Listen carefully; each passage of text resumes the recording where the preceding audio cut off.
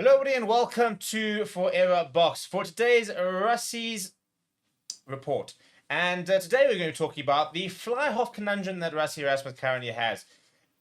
And it's an interesting conundrum because it's not from worried about the players and the lack of options, but more just about the current options not playing enough at the moment, and a bit of a race against fitness. And we're sitting only in March, and obviously our first block game's in July. But it is a bit of a problem when you think that last year we really tried a lot of different fly half options, and really excited to see what they go. But going down the line, I think we're still probably at this stage. If we were to go into our box season this weekend, we wouldn't really know what our fly half situation is, and that's simply because we've got big injuries to Isash Famagama Zulu Mali, but we've got Jordan Hendrikse who's not playing as much rugby as we probably like at flower half, although has played more than maybe we thought he wouldn't initially.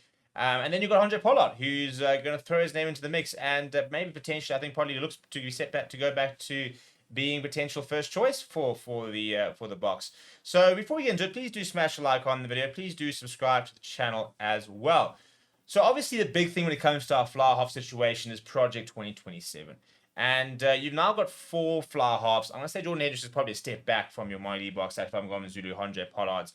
Now, Pollard is sitting at 31 years old. Will be 33 in the next World Cup. You've got Mighty Box, who's going to be 29 at the next World Cup. Sash Famagama Zulu is going to be 25. Jordan Hendrikse is going to be, I think, 26 or 25. I think he's actually the same age, or a year behind, or a year ahead of Sash Famagama Zulu. So all of them make the next World Cup. That's not an issue. And that's before you look at, for example, options like a Sia Masuk, who I tell you he's playing really well at the moment. That's actually Johnny Lombard from the Lions, who's all of a sudden decided to pitch up, and he's been really solid in the last few weeks. Also, has got a nice age profile. But in terms of the problems that we currently have, I'm going to put them actually look at them on screen a bit. Yeah, and the problem that we've currently got is just from a game time point of view, Moini Bok and Sash Famagama Zulu have not been playing rugby this season.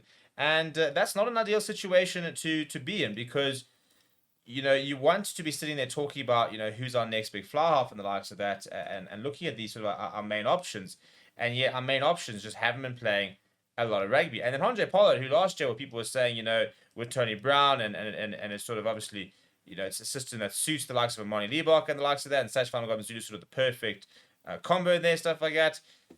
He's the only one that's actually been playing rugby consistently throughout this past season. So let's have a look at it, and we'll start with Handré Pollard. So this is Handré Pollard so far. So he started the game against Scotland last in the autumn set. Came off the bench in the next two, where Miley Buck started against England, and I think it was Miley Buck started against England, and Jordan Hendrikse started against Wales. But the main thing from a 100 player point of view is that, again, here you're looking at him playing 10. Obviously, he only plays 10, but he's ranked up at 896 minutes worth of rugby since the start of the round for the Premiership back in October. So he's been playing a full season, and he's consistently playing 80 minutes. He's notching up a lot of points, having a very, very good season.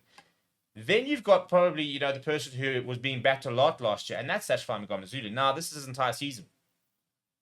He's played less than 100 minutes of rugby. He came into for the Sharks game in December, played 29 minutes, started, got a knock, had to go off, came back 27 minutes, had to go off, and then 37 minutes. So we've got a player who ideally I think Rassie Erasmus would really like to be sort of his flower half going into the current season. But he's only played 93 minutes. And at this stage, it doesn't look like he's going to be back in the next week or two. So probably only back maybe towards the end of March. We'll have April, May ready to get in June. If the Stormers don't get into playoffs, they won't actually have a lot of rugby to play. So this was going to be a bit of a worry for him. Interestingly enough, for example, you've got the Monty Leibach situation, who has played a lot more. There was confirmation that he did start against England. It came, but he's not played any rugby since January, and still doesn't look like he's sort of going to be right back. So I think that's also a big part of the where the Stormers have been struggling, is that they haven't had him enough this season. But he's played more rugby, but 505 minutes compared to 100 Pollard. 100 Pollard's almost played double the amount of rugby as he has.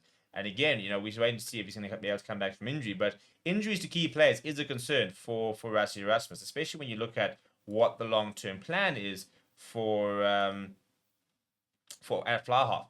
Then you've got Jordan Hendrikse. So Jordan Hendrikse has played 1,107 minutes. He's been playing week in, week out, and that fitness, for example, will be a big boost for him in terms of looking at a player and his availability.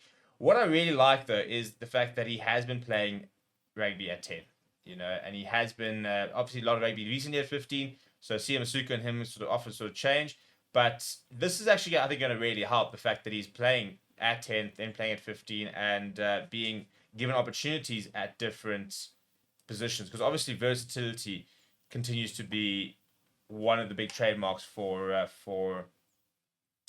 Rassie Erasmus. And if you look at his stats so far this season, he's scoring points. So he's averaging almost 8 points a match in the URC. He's averaging 6 close to the Champions Cup. So Jordan Hendrikse, I think, might have actually put himself into for that list. Simply because he's been playing a lot and been looking pretty good as well. So it's interesting. It's not really a Rassie Erasmus problem or crisis, but it's an interesting conundrum because you've got your main fly halves, your 3 kind of leading fly halves, Jordan Hendrikse, your 4th. Some of them are currently showing to be the injuries. I mean, Sashwan Mazulu, if he comes back and plays for the rest of the season, great. But right there, this screams injury-prone player, because this is also after coming back after missing the end of the box Rugby Championship. So he's already been basically out 3 different times this season, and that's a big red flag. What does that mean? Well, we have to wait and see. Again, I think Rassie Erasmus, as long as he's fit, will back him. A lot of people talking about the fact that the injury might have hampered him, but he was, I think, set to be our potential first choice option going into 2027. I think ideally, if everything goes well, Rassie Erasmus said he would probably like to be starting Sasha because he's got the all-round game. He's got the attacking ability. He's got the goal-kicking part. He's very good defensively. He's the all-round perfect fly half. But again, you've got to be able to maintain fitness and get games under your belt. And this is where Handré Pollard, despite being 31, is playing week in, week out and performing. So it's going to be very interesting to see who Rassie is going to really back at fly half this year, and who's the number 1 option at the moment, and who would he like his number 1 and 2 options to be. Tony Brown, for example, really enjoys working with Marty Ebach. Where does he stand? And again, is this injury where he's out for a while now whilst Jordan Hendrikse is playing well? Is it going to hamper his box selection as well? So, what do you think? Let me know down in the comments below. Smash a like on the video. Subscribe to the channel as well. Thank you very much for watching. My name is Steve. I'll chat to you soon.